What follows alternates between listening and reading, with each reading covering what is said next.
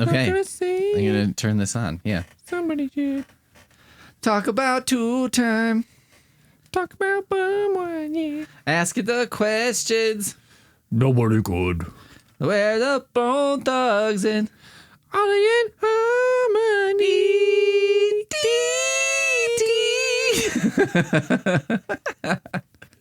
Welcome to a podcast, everyone. That's right. I'm Pete, and I have a guest. Hello. It's Ian. That's me. He's the guest. I am the guest. Do you think this is going to come out before Potaween or after Potaween? You listening know, but we don't. Yeah, you know what we're about to speculate on. Maybe for 20 minutes or so. Yeah. If it needs to come out before, it could come out before. And if it doesn't, then it won't.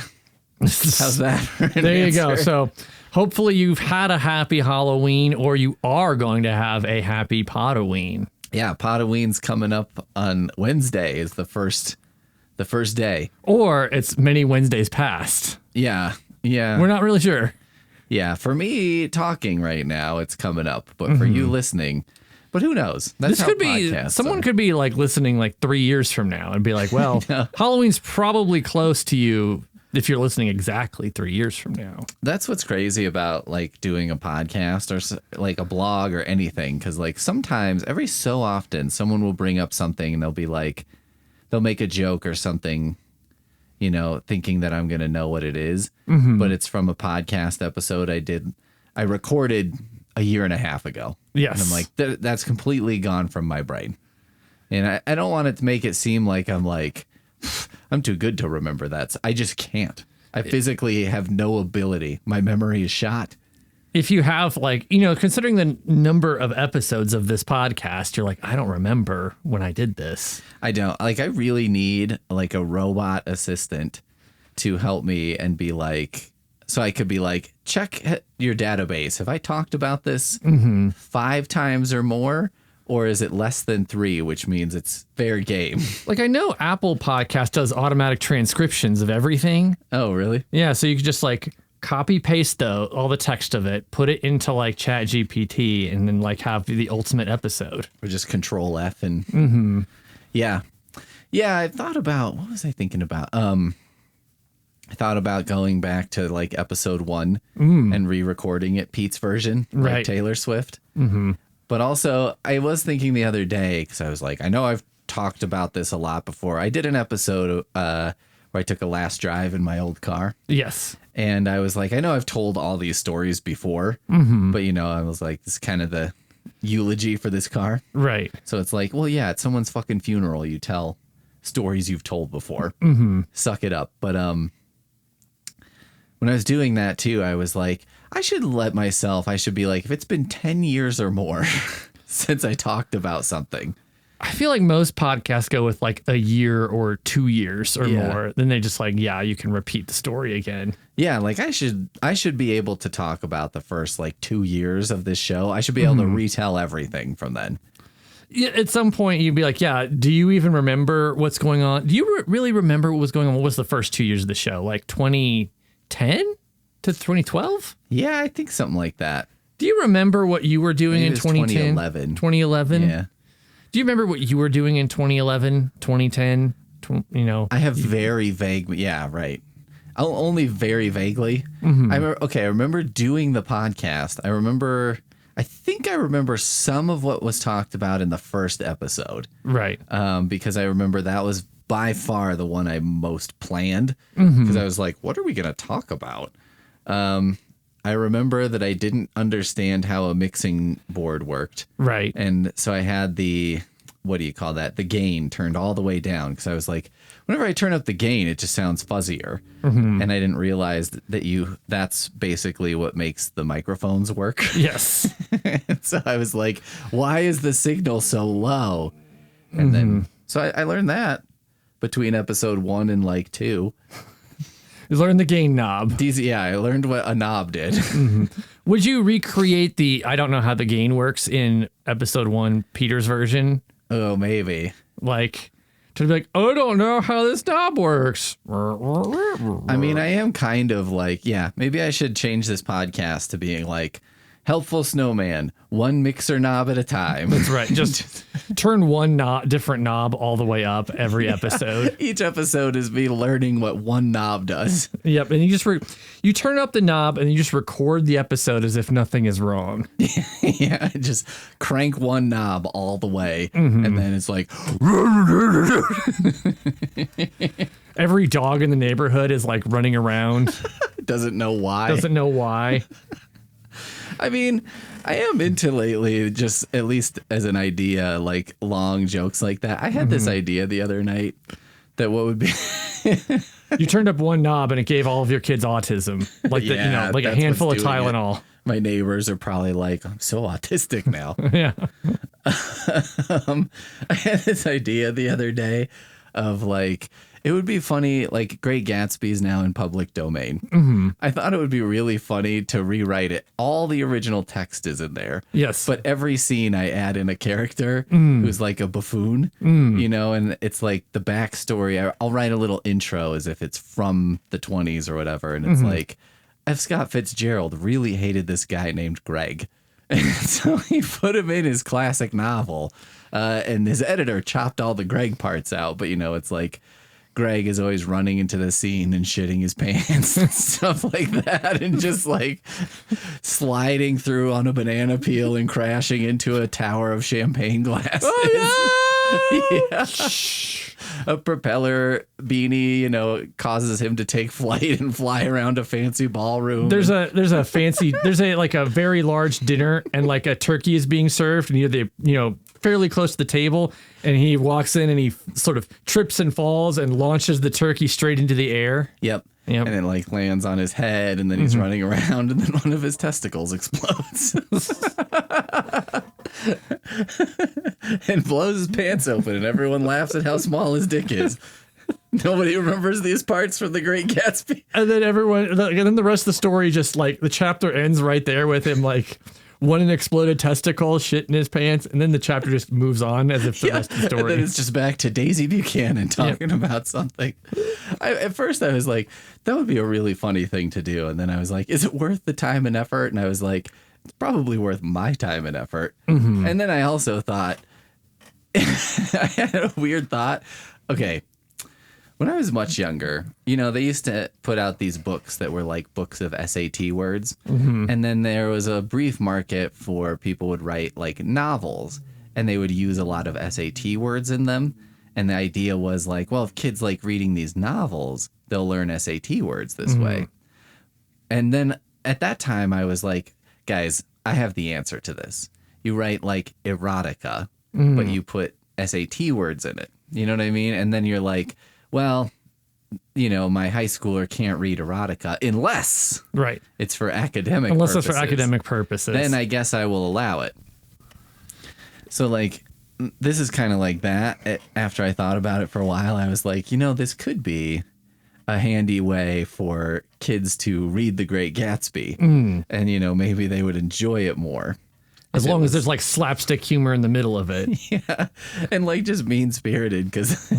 supposedly F. Scott Fitzgerald, that thing where they're like, be careful what you say to a writer because they might put you in their next novel. Right. And it's like, that's exactly what happened. But anyway. Speaking of early episodes, I do this a lot of the times when I come on the show, but I feel like the show drifts, right? It goes into different directions where you're eulogizing cars, talking about current events, all kinds of things. But that's not really what Helpful Snowman is about. At its core. At its core. Helpful Snowman is about helping the people. Some of the people might be beyond help, but we're going to try. Okay. Here today. So what I did is I went on the Yahoo question subreddit, and I wanted to... There's a Yahoo question subreddit. There's a Yahoo subreddit. And it has a lot of list of Yahoo questions. Okay. Like, people have really made the archive here. I'm glad that exists. Right. And so I've got some questions here. And so I feel like I want to start off with a very classic Helpful Snowman type of question from Helpful Things from the beauty and style section. Oh, sure. Yeah. Makeup specifically. Uh-huh. All right. Are you ready for this one? I guess so. How can I make blackface look realistic? Oh, my God. Is there any more context, or is that? No, that's the question. All these are going to give you. I will give you context if there's context provided, but this is just like the old raw dog in the internet. Like someone is just going to go in and do this. If you're going to time your answer here. Oh no, I just started that because I never have any idea how long an episode is. Oh, so I'm usually mean to start a timer. I usually remember 20 minutes in or 7 minutes in. I don't know. You don't know. So how can you make blackface look realistic? Is there even a non-racist way to answer that? Okay, let me first concoct a scenario in which it would be appropriate to wear blackface. Sure.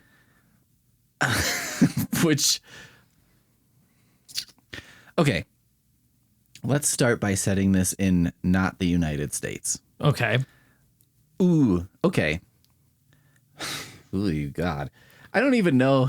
I think there's a thing with blackface itself is like it's not meant. It's like asking, because blackface, it kind of took a role similar to clown makeup in some performances. It's like asking, how can I make a realistic looking clown face? Like, you kind of can't. So I think maybe it's better to think about how you could make up yourself to look like a black person. Okay. Rather than like making blackface. How about this? I'm imagining a person with albinism. Okay. Who is black otherwise. Right. You know, like parents are black, lineage is black. Yep. But they have albinism, so they're a black albino. Yeah. To put this in the old Helpful Snowman context. Yeah, in the Yahoo terms from the Yahoo days. So I was being so careful. I was like, with albinism. Right. Person first language. Person living with albinism. Yeah. So a person of color with albinism. Living with albinism. Color. A person without color. Yes. The least person of color ever. So that person wants to put on blackface in order to see what they would look like as a black person if their skin was black. Sure. I feel like that's a reasonable experiment to undertake. Because it's like medical issue crisscrossing with skin tone issue. See, I was thinking about the thing that may not be acceptable, but there's those times where people like Tyra Banks put on a fat suit to make it look like she was fat. Right. There were like older reporters and sociologists and others who would like make themselves look black to see if they're treated differently. Sure. So kind of in that context. There's an often, made fun of Superman arc where Lois Lane makes herself, she goes into some kind of, scientician's change 'em up machine, transmogrifier, and turns herself into a black woman. And it's like for that purpose to like see how black people are treated. But it's like, it's often made fun of, but then that mocking kind of quickly gets reversed because you're like, well, actually, this story came out in like, I think it was the 50s or maybe the early 60s. And it was actually like very progressive for the time. Right. Because it was like, hey, black people are being treated like shit. This sucks. You know what I mean? Like, this isn't fair. How come people are treating me like shit because I'm black now, And when I'm white, everyone treats me nice. And you're like, I can't argue with that. Anyway. Right. So how would you make it realistic? I mean, without knowing much about makeup, I would say... We'll start with blending is important. Sure. Yeah, that's going to be important. Probably. Yeah. I would wear a turtleneck. Okay. Because I feel like the less you have to do, the better. Yes. If you're willing or able to shave most of your hair off, that probably makes it easier because you don't have to fuck around with where the skin hits the hairline and then what are you doing on the hairline and within the hair. You might want to go all the way down to like shaved head. Yeah, if you could go all the way bald, that would probably make it much easier. Yes. If I had to do it, I feel like the best option for me with my level of makeup skill would basically get some kind of vessel, fill it with makeup, and do a dipping. It's sort of a dunking entire process. Head. Yeah, and I feel like that would result in the most even possible. It would sort of it would smear out due to gravity, but like that might be the best. It's a combination of like the best result in the least time. Yeah. I mean, it wouldn't look, I don't know if it would look real. It would look like, though, maybe you had the most amazing, uncracked, unblemished skin. You'd look like a clay face. I mean, you'd probably look like a black mannequin. Yeah. Is kind of what you'd look like. Okay, and then the second thing I would do is then do regular makeup, eyeshadow and whatnot, and do it fucking crazy. Because maybe what that'll do is distract from the blackface layer. And, you know, people will be like, that person's crazy looking, but maybe immediately dismiss it because they'll be like, yeah, because they have purple glitter eyeshadow that goes halfway up their It's forehead. like basically what you're doing is you're doing clown makeup all around it. Yeah, dress up, put on blackface, then put up on clown makeup. And, you know, people are not going to be as distracted by your... When you're covered in white grease paint, people will never know. Yeah, so you'll know what you would look like if you played a clown character on In Living Color, despite the fact that that shows off the air and you don't have black skin. That's right. We've starting off with a bang here. All right. Next question comes from Zeke in politics and government, specifically law and ethics. Oh, God. Okay. Now, there was a okay. I was like, there was a response here to this question, and the response was, "Are you an idiot?" okay. So, can a spider legally own a gun? I can't imagine that. No, I don't know how a spider would legally own a gun. Well, if a spider has possession of a gun, like the spider's on the gun, right? Does a spider possess anything though?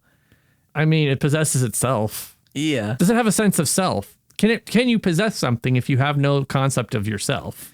I'm sure I mentioned it on this show before, but just in case I didn't, just a couple weeks ago, I have what is my personal favorite dumb thing I've ever Googled, which is, do spiders know where they are? Yes. And this feels like it's a little bit in that realm, but actually a little dumber. I mean, okay, could a spider ever legally possess a gun? I'm going to take that question as a challenge to figure out a way that a spider could legally possess a gun. It feels like it's a law school. It's either like a really dumb person, a really high person, or a law school hypothetical. And it's like 1L student is really desperate. Yeah. They just had to go to Yahoo Answers to be like, under what legal circumstances could a spider own a gun? Okay. How about in a laboratory setting? Okay. And scientists have decided to do experiments on a spider to and for some reason this is like the beginning. They've of given every it fucking sentience, stupid movie. right? Yeah. We're going to make spiders smart. Why? Reasons. I just saw a thing about, you know, these You're making spiders smart because you're trying to train them to be construction workers. We thought spiders are good at building, and so we needed to train them how to use, you know, a rivet gun. So yeah. Yeah, they have like a natural instinct for constructing structures. Yeah, so basically these scientists, like, you know, there's the guys who made the little cars that rats drive. Yes. This is kind of like that, except they were like, we're going to give a spider access to a gun. And so it can shoot a gun somehow. And it has control over the gun. And it chooses when to shoot the gun and when to not shoot the gun. And then we're slowly progressing to where hopefully we can give it a tiny gun. Right. That it can actually operate at more in traditional gun style. A gun at spider scale. Yeah, I guess maybe if someone could make a gun that was a spider's size and put it in the spider's web, I would say that spider owns that gun because A, if the spider's gnarly enough, I'm not going in after it. And B, I think a spider-sized gun, I'm pretty sure that gunshot would not harm me. If you're in like an arachnophobia situation, given that Potaween's either about to come up or not come up. Yeah. You know, and the spiders got together and kind of stole the gun of somebody. Yeah. Like, I guess it would be the spider's gun. Like a whole pile of spiders. In terms of possession. Yeah. And if the spiders were being shot at, they could claim self-defense. Now I'm just picturing one of those jumping spiders jumping along the wall, just firing at a fly, like chasing it around the house, firing a little pistol. It's like a John Woo dive where it's just shooting Yeah. Oh, you could have a spider with like pistols in 6 of its legs jumping, and it's just like like a General Grievous multiple lightsaber kind of thing. Mm-hmm. Oh, and then those scientists are like, "What have we done? What have we done? Never thought that teaching a gun would work against me. I meant to do this for peace. Yeah. I thought this would make the world a safe place. This would make the world a safer place. So there we go. We did it. Spiders can legally own a gun through scientific experimentation. You heard it here. The advancement of science is really what we need here. So they're so much more helpful than "What are you, an idiot?" All right. So here's one from Science and Mathematics, specializing in anatomy in space, or astronomy in space. Okay. Do you think there is a completely gay planet somewhere in our galaxy? In our galaxy? Well, no. Okay. Well, So when you think of completely gay planet, right? Yeah. Like, I mean, we're assuming it has to have some type of sentient life on it, unless you're like polar worlds, all ocean worlds, gay, right? Like if you just said like, oh, if it all lava world, gay. Oh, I see. All ocean world, gay. Like that doesn't make any sense unless you have an idea. No. Unless you have, if someone is an astronomer out there, they could do a tier list. Maybe this is for the Patreon bonus episode of you could have the gayest and least gay planet types. You're like Saturn, those rings. Okay. That jewelry is a little gay. Gas giants, pretty gay if you ask me. Yeah, I guess so. The sort of Kuiper belt objects like Pluto, not gay. Yeah. Don't know why. Mercury, super straight. Yeah. Mercury, extremely straight. Venus, kind of bi in college, but not really. This would be an amazing, to Mars, present at a conference or something. Jupiter, also gay. Saturn, kind of gay. Neptune, not gay. So you're right. We have to start. Let's just start with the presumption that there is some forms of life on other planets. Yes. And then from there, the planet has to be completely gay.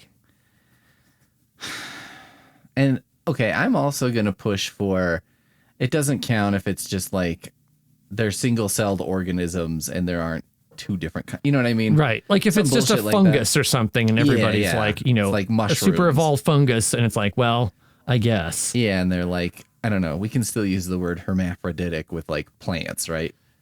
I think what you get is to some type of super advanced civilization, right? Yeah. And they've perfected they basically perfected human cloning to the point where people don't really reproduce very much. Part of why they're super advanced is they're able to be like, we don't want to live this up to like the messiness of chance. Like we're going to get like, perfect people every time. And so, yeah, I think it could happen because I could see a parallel universe to Earth where or a parallel Earth or something where let's say men took over and just wiped out all the women once they were or women did to men. Right. Whatever. I just mean one sex, one gender, what have you, seized power. Wipe them all out. Wipe the other gender out. Yeah, put the means of reproduction into the hands of the people. I was thinking more in this world, in a super advanced society, because I'm setting up my sort of science fiction world in which there's all, you're building the lab that wants to build the spider, gun spiders, is basically the different sexual contact is outlawed. Because we can't have people breeding outside of our parameters. Oh, okay. Yeah, and so what you have here is you have a completely gay planet.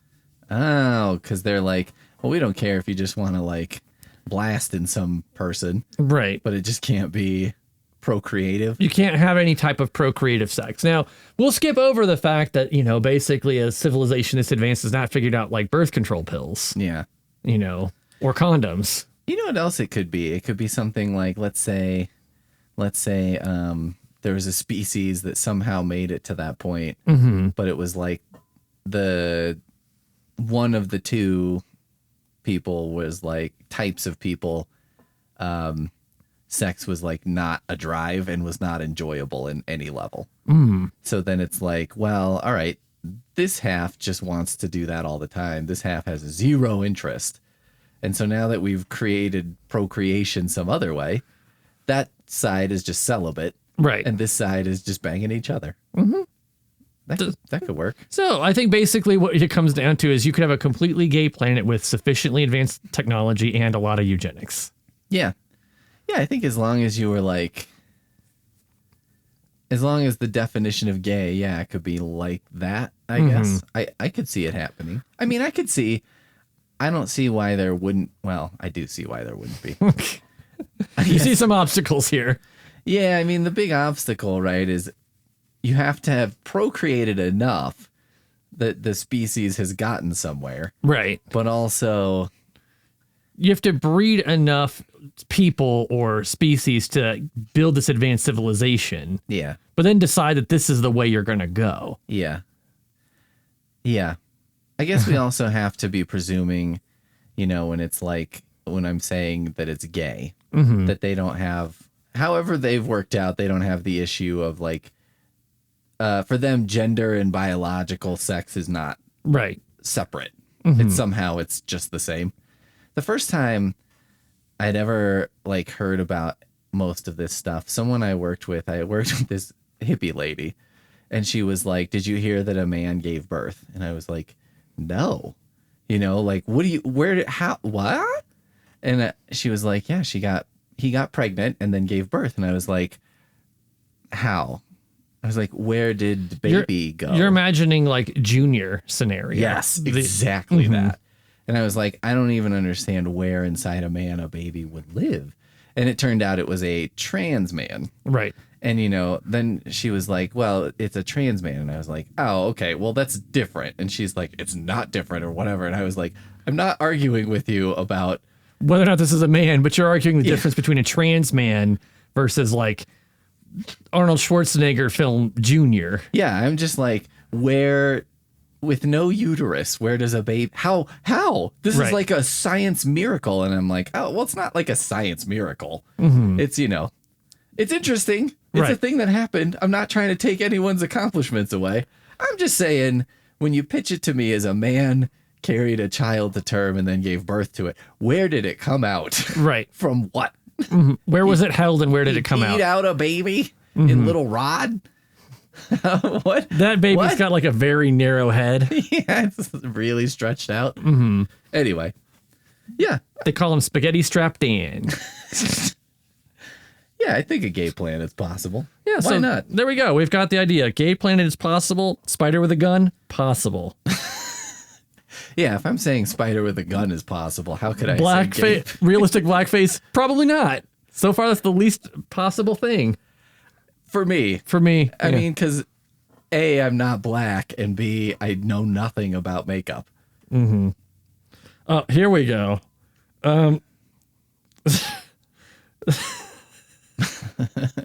right. Since you have some recent travel experience here, so this will be relevant to you. All right. But then you have a part of this question where you have very little experience. Okay. Will smoking a lot of weed make me Japanese? What? No. I will share my experience with Japan. And I have a feeling that this person is talking about perhaps well, let's just toss out they may be talking about squinting, which, let's not even entertain that. And then, but, maybe feeling very zen or something. But one of the first things I got at as a factor here is that cannabis is not legal in Japan. Yeah. So that doesn't surprise me. It doesn't mean that you have to follow every Japanese law to be Japanese, but it seems kind of like that's a strike against like turning Japanese if you are. Yeah. Cannabis isn't legal there in the first place. I think the other thing of my experience and my understanding is it's a culture that's very on time. Right. Not like real chill about being late to things. Being late or politeness or, the way people were dressed kind of immaculately. Counterpoint, into sandals. Traditionally, but like when you're on the train, nobody's wearing sandals. Yeah. Fair point. Although we were there in March. Mm-hmm. But most people are dressed in like business attire. Better counterpoint, very into colorful media. Yes. With a lot of like fast moving bright colors. Yeah. Suppose there would be a subset of Japanese people who I could see, I feel like that's true in America too. Like there's a subset. This is the thing is I feel like it's a very American thing to be like, I'm going to get real stoned and watch Attack on Titan, yes. And just like eat snacks and pretend it's little people. Yeah, I don't know if weed would be like a big hit over there. Mm. Now I do understand there's like a, culture in the business world of like you work very long hours and then often go out to a bar and get very drunk. With your coworkers and stuff, and then kind of rinse, repeat. Right. So perhaps it would work with that a little, but I don't know. The one thing I will say is I know a lot of people get stoned and then like to eat food, and the food there is amazing. So that would probably be a pretty fulfilling experience. But on the other hand, does it need to be amazing? If you're stoned enough, it doesn't really matter. Like when you're stoned enough, like that glass of water is really amazing. Yeah, so I mean, maybe being stoned is like, it almost feels to me like, being stoned is a little bit of an escape from certain things. And it's so quiet there and so like polite and everything that I don't know if the same things need escaping from. Maybe. But I would always think like, for me, like getting stoned would be nice because I would be less bothered by You'd be less our neighbor irritated. Revving his engine on his stupid car, you know what I mean? Stuff like that. Mm-hmm. So basically we come to, it will not turn you Japanese. Yeah, I feel like there's something happening in that question that I don't understand. But I'm trying to see if there's any more context for this question, but I don't think there is. There is not. I was wondering if that song, I think I'm turning Japanese. I don't know if that has anything about being stoned. No. I thought that was about jerking off. Yes. Like the idea of you're squinting a lot again. Yeah, which is like, okay. But it's like, can you stone, if the question is, can you get stoned enough that you squint a lot? Like, well, the answer is yes. Definitely. Mm-hmm. I don't think you even have to be particularly stoned for that. That's just like a, yeah. Yeah. Sort of thing. So, all right. This is a parent question. All right. So this is also, it's from somebody, Rika. Their sort of bio says knows English. All right. We'll see about that. My child just called me sus. What does this mean and what do I do? Okay. So this is from Yahoo Answers. Yes. But that's like a recent question. Is Yahoo Answers still a thing? It is. It's shut down in 2012, I think, but there was a temporary revival of it at one point. Okay. Because I feel like sus is post 2012. Or there's like a different thing that Yahoo did for a while.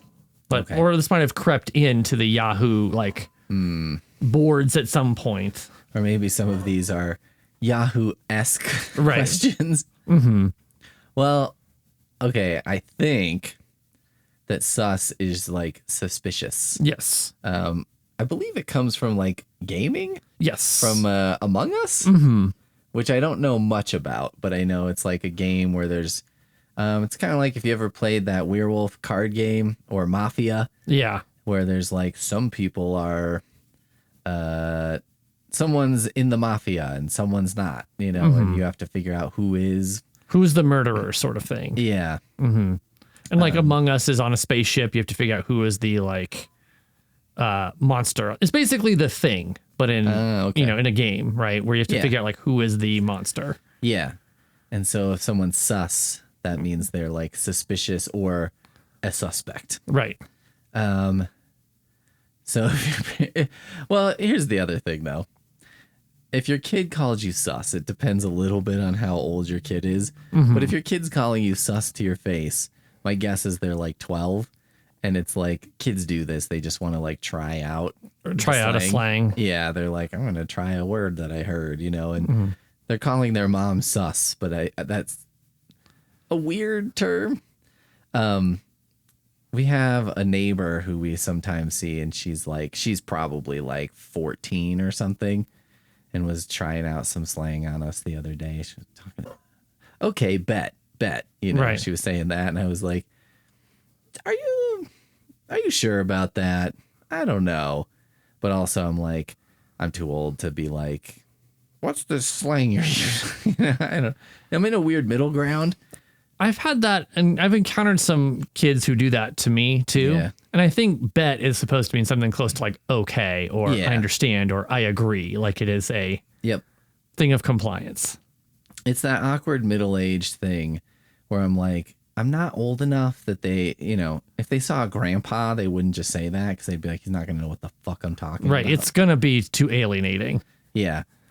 There's a story about this where Cassie, many jobs ago, had this thing. They had like a middle school classes come in and they had to like design a product or something that they were going to try and sell.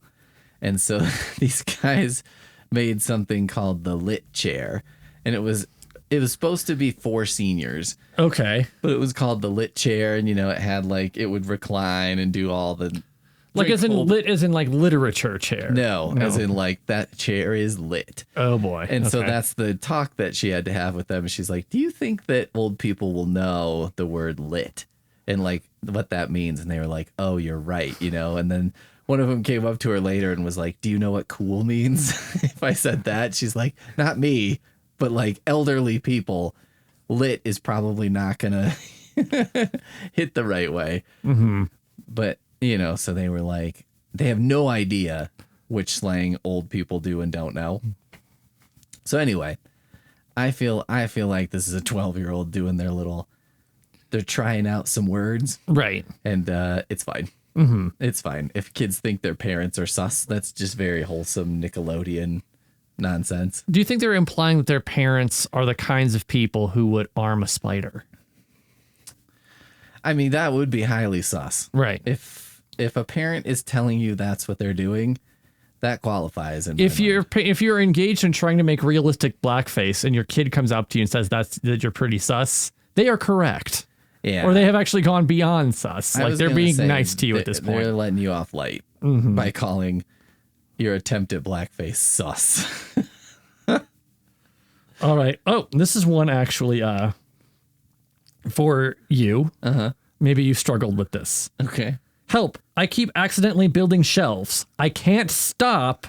4 exclamation points. And there's a little bit more text here.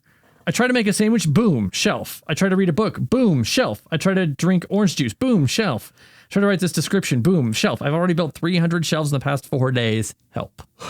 Okay. Interesting. I feel like that's like the opposite problem that most people like. Something I would always suggest to someone if they were like, I want to get, I have a book collection, right, and I want it to get under control. I would be like, all right, give yourself a set amount of shelving. And once that's full, then you got to do one in, one out, or make it fit on the bookshelf. That once you have the shelves, you say, this is the amount of books you can own. Yep. And like, you give the idea of you can't cheat by just piling a bunch of books on your nightstand. Nightstand right. is for active books only, like whatever book you are books you are currently reading. Yep. And, yeah. This is. But how do you solve it's like the alternative problem of too many shelves. The inverse problem of you have more shelves than you have books. Yeah. I guess. Or pots and pans, or kitchen gadgets. I don't know. I don't know if this is a problem. This might not be a problem. It's like, well, if you have a bunch of shelves, you can sell them. Right. the problem comes in when you're like, I got to find stuff to put on the shelves. But also, I guess, when your house is just full of crazy ass furniture. Really, a sandwich is like a shelf for your meats and cheeses. Yeah, the sauces. bread. Yeah. Yeah. You're really kind of building a shelf there. I guess everything is a kind of a shelf. Yes. When you get down to it. Mm-hmm. Boy. And so you're kind of building that as a shelf. But like, I think it's asking, if you have a compulsion to build one type of thing, how do you stop? How do you stop building? Well, yeah, I think that's the answer. Build something different. Right. Build something more complicated or time consuming. Don't make a sandwich. Make yourself a rice bowl, because that's not a shelf. That's a pile. Like, you have to start making. You have to start thinking in piles. Yeah, or like start making. I think some people need to find a craft that forces them to, basically makes it difficult to do it quickly. If you get into like paper making, that's hard to do fast because you just have to let it dry. Like, you have no choice. You just fucking sit there while it dries. Or like, I don't know. If you just get into playing the piano, it's like, wow, whatever. Fucking play the piano 8 hours. Play the piano until your hands hurt. Yeah, like, I don't care. Do what you want.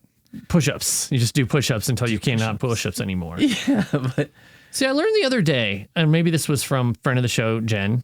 Hi, Jen. Hello. She took like a fitness assessment at one point, and she was told by the person doing the fitness assessment, because like part of it was like doing push-ups. Oh, okay. Just doing an overall test. They say that, well, doing push-ups is not really a great measure of all-around fitness, and getting better at doing push-ups, like by doing more push-ups, only makes you better at doing push-ups. I mean, that's probably true to an extent. I would say it's an exercise that, is probably, of different exercises you could do in a fitness test, is probably the least important.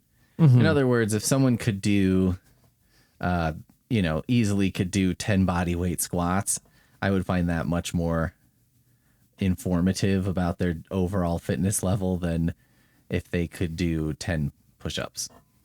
And like, the ability to do 10 push-ups is basically do your arms, back, and shoulders kind of work. Yeah, and even then, like, it has a lot to do with, I think most people can probably either, it's like, well, they could barely do 10 push-ups or maybe can't do it. Right. And then people who could do like 30. And I don't think there's a lot of middle ground where it's like, well, if you can do 6, this is whatever. There's not like a magic number. Right. And yeah, I don't know that I would really put too much stock in push-ups. It's kind of like if you think about your basic exercises and you were like, okay, a squat, a bench press, a deadlift, and a overhead press of some kind. I would say the bench press is the least important. It's kind of things you don't use very often as a functional thing, like where you're pushing open a door, or pushing when you have to push a car somewhere. But that's also where you're not just using your arms for that. Like, if you're just trying to push a car by like standing perfectly straight and then pushing it away from you, you're like, well, that's not how you would push anything. Yeah, I saw there was like a video, and it was RFK Jr. in his jeans and Pete Hegseth doing like the Pete and Bobby challenge. The Pete and Bob challenge. Yeah, and it was like doing, what was it? I think it was 50 pull-ups and 100 push-ups in 10 minutes or something, and you could do it in any combination or whatever. And it was just so dumb, because I was like, nobody needs to be able to do 50 pull-ups. No. Like, no one needs to be able to do that. That's ridiculous. If somebody can get on a bar and do 10 pull-ups, they're fine. They can do pretty much anything they need to do. Yeah, I don't think your upper body strength is a limiting factor in your life. Right. If you can do that, like, I don't think in modern life you're going to hit many scenarios where 10 pull-ups is not, oh yeah, great. Like you're doing plenty. And so maybe that's a little bit what you're talking about, where I'm like, I mean, The only reason to do this challenge is to do the challenge. The only thing doing 50 pull-ups and 100 push-ups is going to make you good at is doing this specific challenge. Yeah, I kind of get the idea that a push-up is part of a fitness test because it's so low equipment to be like, yeah, can you do this or not? Like, it's not really can you do 10 or 50 or anything. It's probably the matter of like, can you do one? Yeah. Like, that's probably where the binary is. Like, can you do one versus can you not do one? Yeah. Well, and it's probably, yeah, I don't know. And that's not so much a fitness thing as like a do your, shoulders, arms, back work. Probably. I mean, I think it's, become like a military tradition. Sure. And a lot of fitness stuff comes from that. But I don't necessarily think that military fitness tests are like, I often wonder how parallel the fitness testing is to what they're actually doing. Now, I've heard, and I don't know if this is true, but a lot of the fitness testing was intended to keep women out.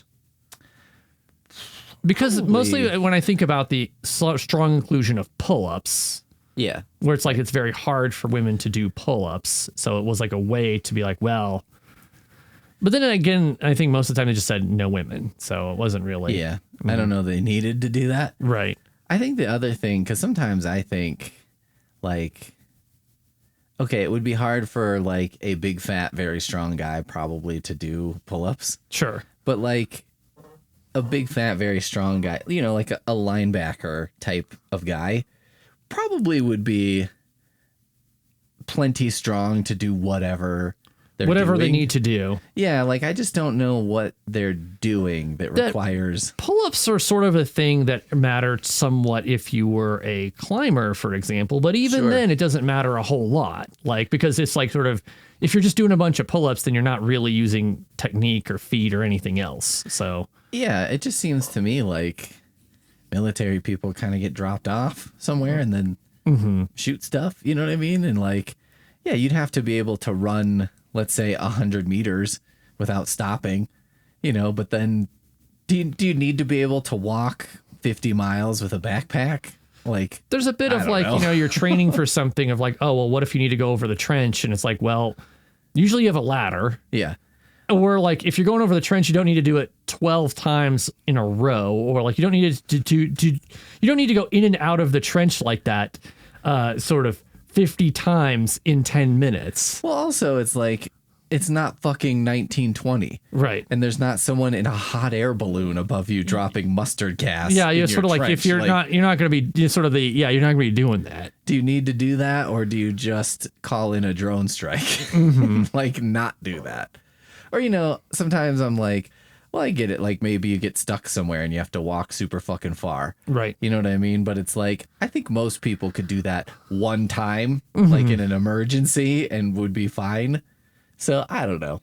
Sometimes I think that stuff is just like, I don't get it. It's something that if you have an organization like the military, it's just to be like, this is a metric. Yeah. And we like metrics of fitness. Yeah. And like, this is something we can, push-ups are easy to measure. Pull-ups are easy to measure. And if you're trying to say, deal with someone as a personal trainer, you can be like, oh, well, you did 10 push-ups and now you can do 12 push-ups. Like, progress. Yeah. Well, it's also, I think, fitness tests and like the Pete and Bobby challenge are often confused with like getting fit. Right. And it's like, it always reminds me of when we were in like junior high and they did like the presidential fitness, whatever. And it's like you would run the mile, but it was like you didn't do any preparation. It was just like one day you came to gym and it's like, guess what, fuckers? It's mile day. And you're like, okay. And it tells you how quickly you can run a mile at that point, I guess. And also mixed in there of how much of a fuck you give about it. It's sort of on the one hand, you're like, well, I don't give a fuck, so I'm not going to run it. Or like, maybe if I run this really fast and make myself sick, then I don't have to go to the rest of stuff. I always loved like the little strategies that, all of us would come up with when we were little dumbasses. Right. They're always the kids in the class who are like, I'm just going to walk until, there's 4 minutes left and then I'll just sprint the rest of the time. And you're just like, this is the dumbest strategy. You're like, why not sprint as long as you can and then walk. And then maybe if you have to do one more bout of sprinting, you could. In a way, it feels like less of a strategy and more like I'm just going with what I think, right? Yeah. If I have to run this, I'm going to run it as fast as I can, and then I'm going to get tired, and then I'm going to try again when I'm less tired. But then the other one is like a strategy where someone had enough forethought to make a plan, but not a good one. Yeah. I just remember our gym coaches always being too. They're just like, look, we're trying to get you to run like, I don't know, a 14-minute mile. Right. Like if you just lightly jog the whole time, you'll easily make it. If every third step, both feet are off the ground at the same time, like that's all we really need. If you're kind of trying, you'll make it. And everyone's like, nah, I think I got this figured out. Listen, Coach, yeah. I've been walking my whole life. Thanks for the hot tips, but I can do that. I'm pretty sure. But in fairness, you're getting at that idea of the presidential fitness test was a lot of like 0 to 60, because I remember in gym class, like we didn't train for this at all, like not at all. Sort of it's like, oh, you got to do this mile run and then pull-ups and push-ups and stuff. But then most of the time in gym class, we just had clean up the backyard, which was a game where you're divided into two parts of a court. A bunch of balls are dumped on the court, and you're just trying to like throw the balls into the other side. Yeah, like try and make most of the balls be on the other side of the court. Right. It's like, how is that a game? Like, if you release that on the Switch, people would riot. They'd be like, this is the dumbest fucking game. Yeah, I remember too, like 0 to 60. I remember watching a good friend who, was not in good shape in junior high. And girls had to do a flexed arm hang and boys had to do a pull-up. And he was trying so hard. And no upward motion, just flopping, crazy flopping like a fish. Right. And it was so comical to watch. And I was just like, I still feel bad to this day for laughing and still think it was funny. It's like, you shouldn't laugh. I know. But you still do. Because now it feels bad now because I'm laughing at a child. Right. Even though that child. You were a child at the same time. I was also a child. Mm-hmm. Yeah. I always failed the the sit and reach because I was just like, I don't know, I'm not flexible. Yeah. And the coach would be always like, can you reach any further than that? And I was like, no. No. It's like, okay. That's just what you can do. But speaking of 0 to 60, we've got our next question here. Okay. It's really more, less 0 to 60 and more 6 to 107. This is asked in Food and Drink by Funkle. All right. Who said, I just ate 107 bagel bites. Will I die in my sleep? My record was 6 at once before this. So it went from 6 to 107? Yes. I guess I'm actually more concerned for this person than I was at first because I sort of assumed that, sort of eating competition diet was a little more common for them. Now, just for reference, a bagel bite is like a little pizza bagel. Yeah, yeah. Mm-hmm. It is like probably a 2-bite, Yeah. A little more substantial than a pizza roll, but not much. It's sort of like it's 2 bites if you're polite. 1 bite, you can kind of like, you could shove the whole thing in your mouth if you wanted to. Like, yeah. If you were determined and it wasn't too hot. 6 is like a number that you would have as a snack, right? Yeah, that's I wouldn't like even say that's a meal amount of food. Yeah, that's the snack that you have because you're watching a movie, you just want something to eat. Yeah. It's fine. But 107. And so, well, first of all, we have to answer the big question of, is this person going to die in their sleep? I mean, probably not. Let me do this. So I'm going to go see number of calories in 1 bagel bite. Like bagel bite calories. Okay. So like in a bagel bite. Let's see. 50 calories per serving, but how many? Oh, okay. No, not in a bagel, asshole. Okay, 53 calories in 1. That seems about right? it's got cheese, a little bit of meat, and so I mean that's only sauce on it and sugars and things. So it's like it's only about 5,700 calories, which isn't nothing. It's like 5,700 calories would be, now as you who do some lifting, right? Yeah. That's probably like the calorie consumption you have on one of your like pretty solid lifting days. Yeah, like if I was trying to put on weight, that's probably the amount of calories I would eat. You're bulking up. Yeah.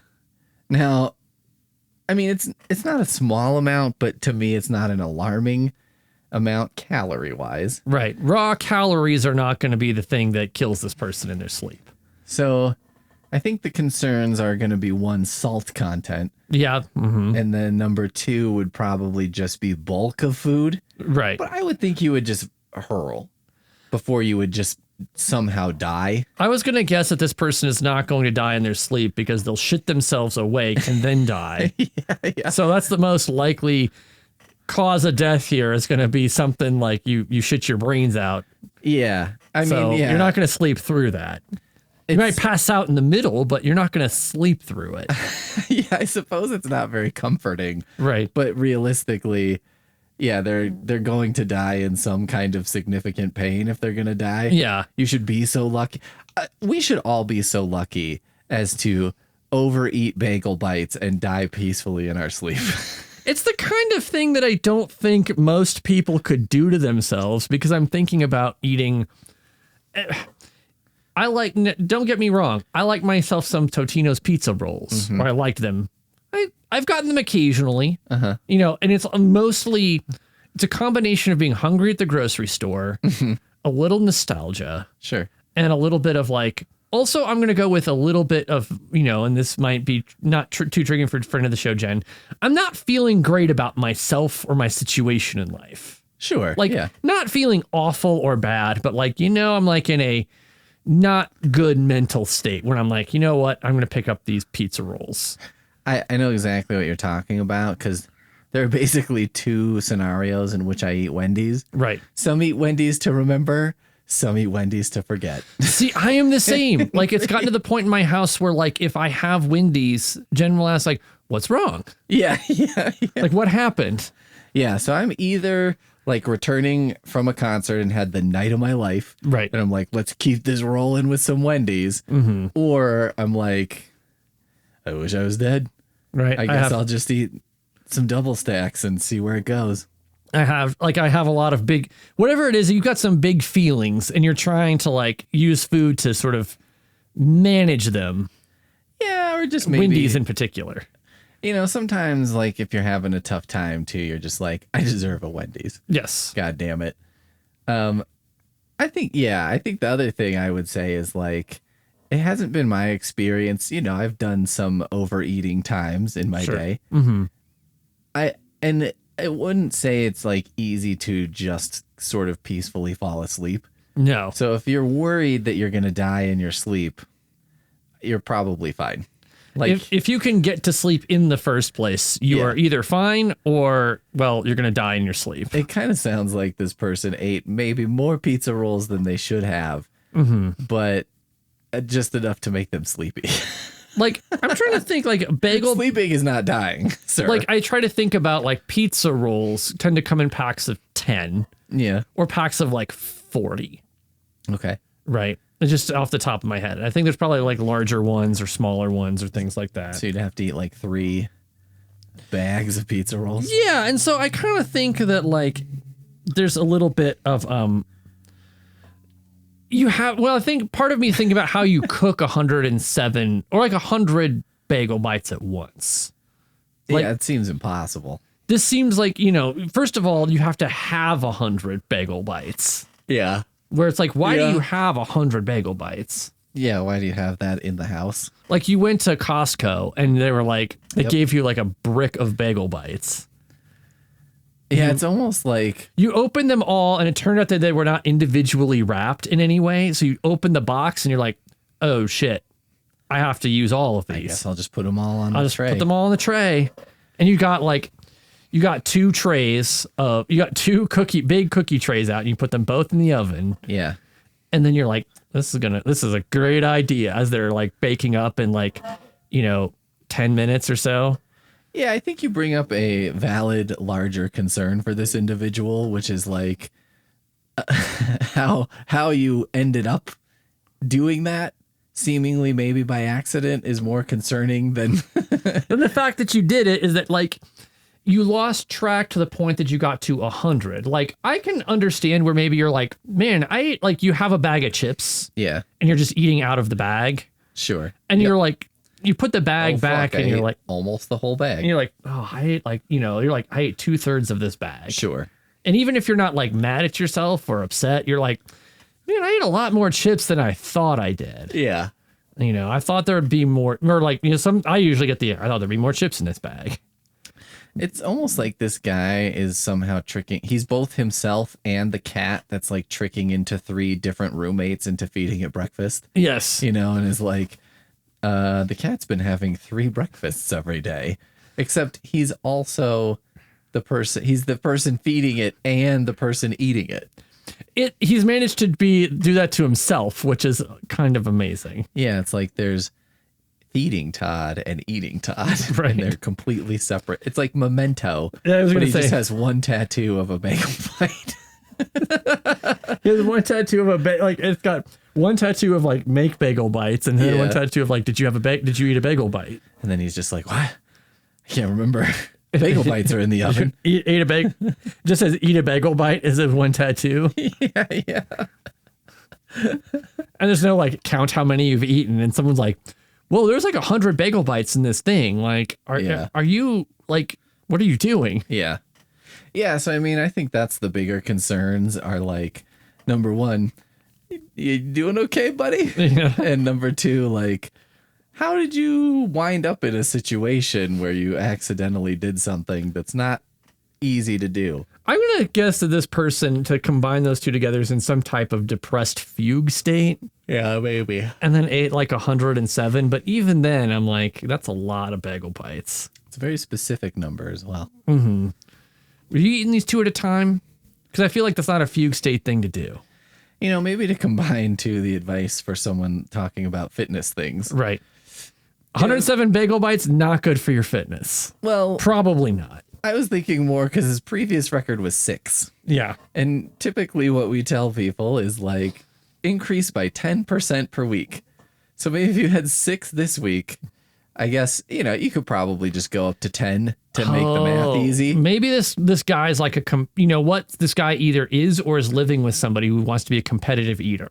Yeah. That's how you have 107 bagel bites, or have more than 100 bagel bites in your house. Like maybe this person's unlocked a new talent. They just don't even, they're like, oh man, I could do this. Yeah. If their worst fear is like they're just going to spontaneously die. And so but it gets to that thing I was thinking you were saying is like, so normally if you were athletic training to be a competitive eater, you start with 6, you want to go up 10%. So you're like, you know what? You're going to go to like 7 bagel bites. I would just go to 10 immediately because that's not an unreasonable amount. And also that makes the math easier. In a way, if you're thinking it's the competitive eater idea of like, look, if you have a goal of being a competitive eater and you can't get down 10 bagel bites, like this is not going to happen for you. Right. Yeah, it's just not going to ever happen. Next week you have 11, then you have 12. I always tell people like go up 10% until you hit like 15. And then you could just start going like up by 2. You know what I mean? You don't have to be exact. Right. But it's like that keeps you kind of in check of it's because most people like, it's when they get in trouble is they're eating 6 bagel bites and then they're like, maybe 107 is the next jump I should take. Right. And you're like, why didn't you stop at like 20? You could have gone to 20, right? Like that's a nice round number. And also like 107 is just a lot. Yeah. And I mean, if you told someone I had 20 bagel bites last night, that's a funny story. Mm-hmm. You're like, that seems like kind of a lot of bagel bites. And you're like, yeah, it was a little over the line. It's like, man, I was just so hungry after the first 10, or like I made like 20 because my wife and I were going to have a date night. Yeah. And I just ate all of them. Yeah, but then when someone tells you 107, you're like, is there a gas leak in your house? Like, are you okay?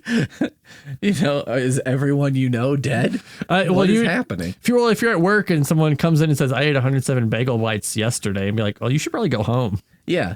Like, or like the response to 107 is why. Mm-hmm. The response to someone even saying, let's say 30. Right. If someone's like, I ate 30 bagel bites yesterday, I wouldn't ask why. I'd be like, I know why, because they're delicious. And, right. Everybody overdoes it with a food now and then. Mm-hmm. Like one time we went and got donuts, and then like, I don't really eat a lot of sugar, especially in the morning. And I ate 2 fairly large donuts, and my heart was racing. Sure. And, I was telling everyone, like, I ate 2 donuts. No one was like, why? Because you're like, I mean, that's not an unreasonable number of donuts. Like, people could be like, oh, okay. Or people like, uh-oh. Like, yeah, that's probably too many donuts. Yeah. But, it's not the same story as if I had said, well, I ate 24 donuts yesterday. Right. And then they're like, what happened? What's going on? Yeah. Are you okay? Are you like trying to pack on pounds to be on one of those wilderness survival shows? Mm-hmm. You're drinking olive oil. Like, what are you doing? What is it?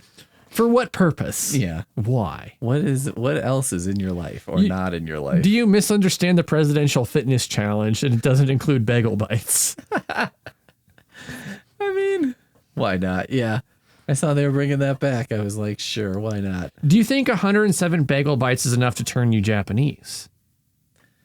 No, because neither bagels nor pizza are particularly Japanese. No, I do feel like this is the person who asked both of these questions could be the same person. Yes. It doesn't, according to Yahoo Answers, they are different screen names, but...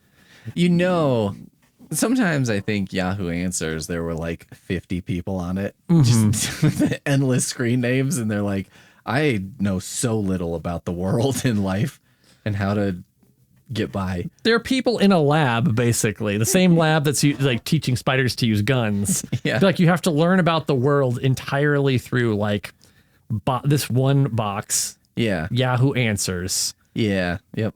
Yeah. This is your one connection to the world. And they're like, I don't even know what the world is. All right. So this is the last Yahoo question I found in preparation for the show. Okay. All right. How much can I sell my penis for? I'll give you some context here. Okay. I'm looking to buy a PC right now, and I am extremely desperate. I need to know ASAP how much my penis is worth. If so, does girth or length matter? Its length is 6 inches, and the circumference is 3.5 inches. Any help is appreciated. Well, okay. My first thought is, I think this person just wanted to talk about the dimensions of their crank. Sure. I need a PC right now. I mean, how much is a cheap laptop you could probably get for a couple $100, right? We're going to go like, maybe this was like back in the, if this was in the prime of Yahoo Answers, this could have been like, say, 2009. Okay, but I bought the crap top that I bought for probably a couple $100 at Target. Sure. And ran an entire podcast empire off of it. Yeah, so you're probably looking at like, if you need to buy a laptop, you're saying like $500 max, right? Like that's at the most. So, well, say if you're buying, we'll say you can't buy the crappiest thing, right? So we'll go with like $350. But I'm already in the negotiation phase Right. here. It's like, you can't buy the crappiest thing, and I'm like, but could you if it meant keeping your penis? Yeah, that's true. Like if you're at the point where you're desperate enough to sell your own penis, like you'll probably want a 300, like the laptop from Target is probably fine. Here's the problem with selling your penis. Okay. Among other things. All right. Finding a buyer. There's no reputable buyer of a penis, meaning there's no real procedure for removing a penis in a like reasonable or painless way. And like, there's just nothing. You want to sell a kidney. Sure. That's what you want to do. Mm-hmm. But even that's a terrible idea, right? But like, you have 2. And also, I mean, I guess if you just, if you're, let's say you're asexual Let's say your friend of the show, Alec. Celibate. What? Never mind. You're voluntarily celibate. I don't know. I guess you don't like need it per se, but it's for me, it's a little bit like thinking about using certain drugs where I'm like, I don't know if using these drugs is as much a problem as the sort of circles that causes you to run in. And maybe the circles that trying to sell your penis would cause you to run in. It's the Chuck Klosterman thing. I think he wrote about like this with cocaine. Major problem of cocaine use is that you have to be around other cocaine people. Yeah. And their major interest is finding more cocaine. Yeah. And that's sort of at some point you either have to say, I just need to go home and go to bed. Right. Or you're like, we need to go find more cocaine. And then that sort of, if you never leave that second cycle, then you have a drug problem. Yeah. Yeah. Like, I don't know. It's just not going to put you. Also, somebody who's like, I need a PC real bad and I'm going to sell my penis is someone to me who is not resourceful. Sure. And so I don't really trust their ability to like vet a reputable penis buyer. Yeah. And let alone a reputable penis middleman, right? Yes. Yep. You can't just sell your penis on eBay. No. You can't sell it on Craigslist. Yeah. Well, I guess also what he was describing to me sounded like, okay. If you had to buy a penis, would you rather buy it from eBay or Craigslist? eBay, I guess. I just feel like there's more. I don't want to meet the person.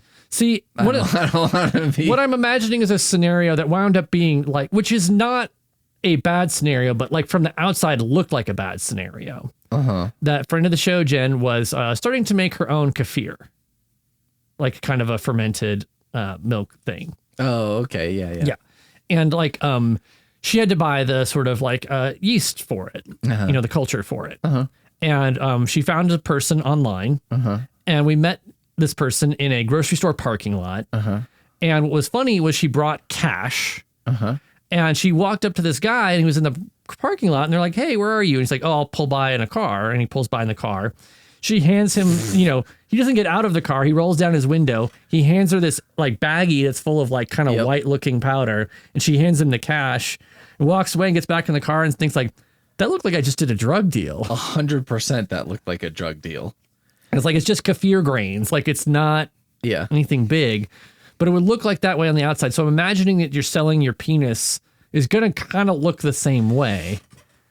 Yeah, and like I don't want to see the guy's face. I don't want to see. That's why you need like a middleman, somebody who's going to be like, I need to be able to look at the person who's buying this penis. I guess. I don't know. I think I would just do it on eBay. You just be I don't want to like. I wanted to buy a car online. Right. I was like, that seems like why doesn't this work yet? So, and mostly that's just so I don't have to deal with nonsense. And like, I'm just like, we're not going to negotiate about this. I would also say this though. The penis the guy described sounds above average. Sure. But not spectacular. Yeah. I think if I was somebody who was in the market to buy a penis for some reason, I would probably hold out for something that's more of a showpiece. You'd hold out for something like, either something gargantuan, something oddly shaped, like if it's got like candy cane thing going. Okay. But I guess if you could taxidermy it, you could just make it whatever shape you wanted.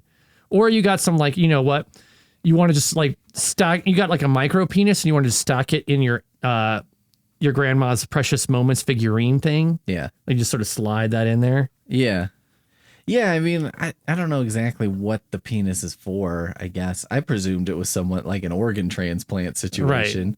Like I need to do that. So when you're selling your penis on eBay, right, and you're going to the post office with it all packaged up, and they ask like, is there anything, do you have any liquids or hazardous materials in here? You just say no. You just have to be like, nope, that's fine. Whenever they say that, they're like, is this perishable or whatever? I'm always like, no. I mean, Because I'm like, I don't know. What's the, if I send someone a Snickers bar, I'm like, I mean, technically it's perishable, but it's not going to perish. That's not the issue here. Yeah. Yeah. I don't know, man.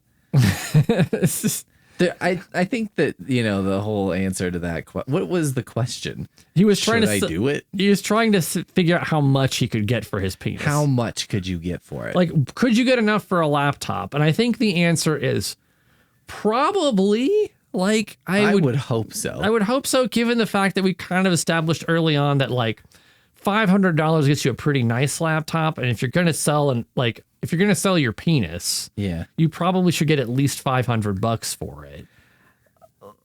Let's just say this. Get a job at Arby's. Yeah. Get a payday loan. Yeah. This is not something I would ever suggest, except when the alternative is selling your own penis. When that's the alternative, then a payday loan is a better choice. Right. Ask every person you know. Do the math. Just borrow money. Start a GoFund. Do a scam GoFundMe. See, this is a person. Say you're sick. This is a person, though, because when this Yahoo Answers was active, like online gambling was not really as popular or a thing. But today you just be like, and just get like a, online gambling account. Don't do that. I'm not saying do that, but if the other option is sell your penis. Yeah, but then you're just going to sell your penis to pay your gambling debt and still not have a PC. That's a good point. But yeah. That's when you want to sell your penis is like, I got to get out of gambling debt. Like, not, I need to get a PC. It's like, I got a gambling debt. I need to get out. This is like just a person who's in a scenario that it's like, we need to go so many steps back from how you got to the place where you're. Also, by the way, motherfucker, how are you posting this on Yahoo if you don't have access to a PC? I know there are ways, but this indicates very strongly that you do have PC access of some kind. It's probably a parent's PC, but it seems like, why do you need your own PC? To the level of, again, removing your penis. I've gotten banned from the library computers for pornography. Yeah. I can't, my parents don't let me, put a blocker on so I can't look at pornography here. Can I sell my penis to get my own computer to look at pornography? Well, in that case, maybe it's not a bad idea because it's like, well, then maybe you'll stop looking at so much pornography and you'll get your life together. But then you wouldn't need the laptop anymore. So I think this whole scenario. That's true. Yeah. Kind of falls apart. What is the point of getting a laptop if you don't have a penis to do stuff with as you look at the laptop? Well, you need the laptop because you clearly need more answers from Yahoo Answers. God. Like, you really need to, explore the whole thing. So has this been the most mind-numbing question, the penis one, or does that still go to blackface? I think blackface was harder because it's, I believe it's legitimate. Because the way the question was formed wasn't, should I wear blackface? It was already like we're past the point of a decision on it. It's happening. It's how do I do this? How do I make it look real? And it's like, if someone asked how they could sell their penis or how they could eat 107 bagel bites, you'd be like, well, okay, like you could intervene, but with the bagel bites, that the deed is done. Or like purely hypothetical, what do you think someone would pay for a penis? That I don't know. Yeah, it's just not. Unfortunately, I think the problem with the penises is very valuable to the original owner and user. Right. Of almost no value to anyone else. Like, no one really wants a penis, an extra penis. There's already a market for detached penis-like objects, and they're called dildos. Exactly. That's what I was going to say, too, is I was like, well, maybe instead of doing that, you should just make a mold of it. Right. And then sell those. Sell those at like a local craft fair. Farmer's market. Yeah. Sell your own dong. Why not? It feels like that's a missed opportunity to sell your own like sex toys that you've made yourself. I think so. I feel like, there's a lot of farmers markets I go to. I go to my farmers market regularly, and there's a lot of scented candles. Yeah. A lot of pastries. Yep. A lot of tchotchke crafty type things, which, like the sort of, live, laugh, love, and, this mom needs wine type of things, which are for somebody, but, why can't... Bullshit. Yeah. Why can't there be somebody who's like, the mom needs wine people probably also need a nice handcrafted dildo? Why not? Exactly. Yeah, I feel like that's just one. I think there are a handful of industries. Yeah. Yeah. A handful of industries. I think a lot of us are against big companies and big corporate whatever. But then if we're talking about someone using a syringe, right, we're like, maybe I'm happy for a big syringe to manufacture this. There's a thing Tattoo needles. Yeah, there's a thing where you basically say that like this needs to be done effectively. It's only profitable at scale. Yeah. So like we might as well have somebody do it at scale, but also do it correctly. I think there's something to certain products being created by a big company that's potentially financially liable, right, if they did something crazy. Whereas like, I don't know, it's like somebody makes their own DIY dildos that glow in the dark, and it's like, oh, you're not supposed to use enriched uranium to do that. It's just fucking lady. I just scraped a bunch of stuff out of a Coleman lantern. Exactly. Now it's radioactive. Yeah, it's fine. It's perfect. Or used some chemical, or they were like, oh, well, I thought if I used, I didn't know you had to use food grade silicone for this, or whatever. I just did this out of my house. I'm just one person. And you're like, yeah, or like, I don't know. It'd be like if someone at the craft fair was like, I make my own meat thermometers. And I'm like, do they work though? How well do they work? Yeah. What is it about this industry that made you passionate? I don't know. You wanted to escape big meat thermometer? Yeah. Yeah. And I'm just like, I don't know. Maybe I'm happy to keep certain things in the realm of a big company. Exactly. That like knows what the fuck they're doing. And is, I wouldn't want to buy a car that somebody else, an unbranded car that someone had fabricated themselves. I made this car myself at the farmer's market. I'd be like, well, I mean, I do like to shop local, but I think I'm going to pass on that. You'd be like, no, I don't think so. Like, yeah, that's not really, no thanks. Because that's the thing. When you're killed in an automobile accident in the car that you bought at the farmer's market and everyone finds out that's where you bought it was just from some maniac who started making these in his backyard, everyone is going to be like, yeah, what did you think was going to happen? I have to imagine that car would be like,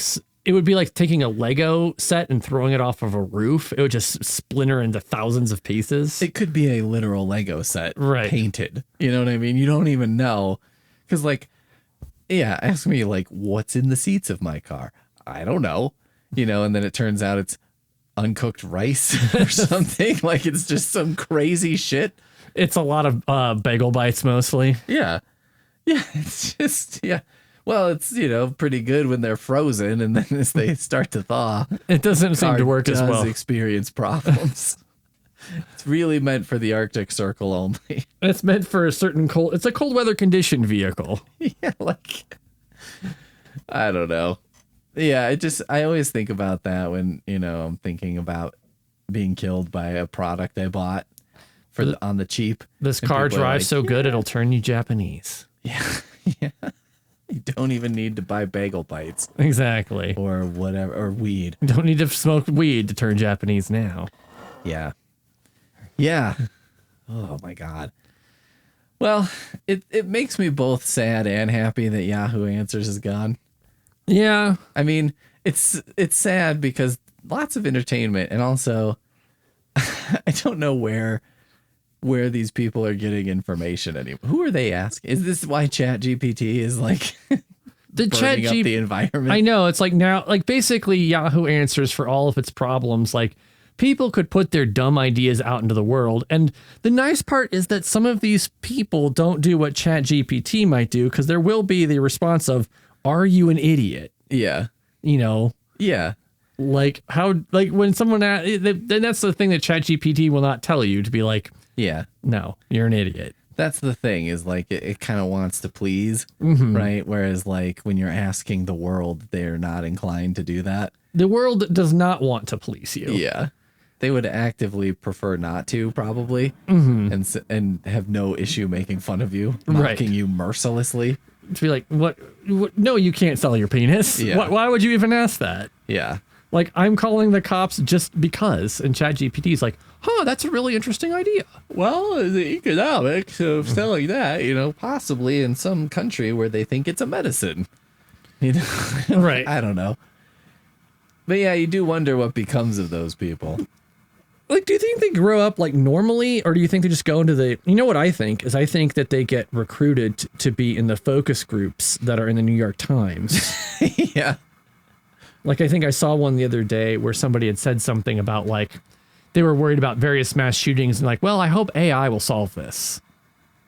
Yeah. And you're just like, do you not know what AI is or not know what mass shootings is? Or like, do you never think of step 2 of any plan? And I think that's when I read the Yahoo answers, I think that's where the people go, right? Yeah. It's like they wind up in these focus groups and you're like, that's true. Those are amazing sometimes too, because you're just like, and then you're like, that's the answer they chose to actually put in there. And you're like, what were the answers that they were like, okay. Like, we're not going to put this in here. This is too weird or too dumb or too nonsensical. It's just something like, it's all the Scandinavians. That's the problem. Right. Like some fucking crazy person. Maybe that's it. It's just all like various like threats or racial slurs and they can't put in the rest. Yeah. It's gotta be, right? It's gotta be. That's the only thing they don't put in there. Everything else, like every other thing the focus group said is legally actionable. Yeah, right.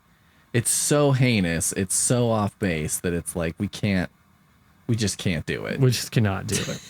But that's where those people go. So maybe the thing to remember is that these people are still out there. They are still there, I guess. They're not having their questions answered except here through Helpful Snowman. That's right. Asking the questions. Nobody should. Yes. Nobody should. But yet here we are. The Bone Thugs are in harmony. All right. We'll see you next time.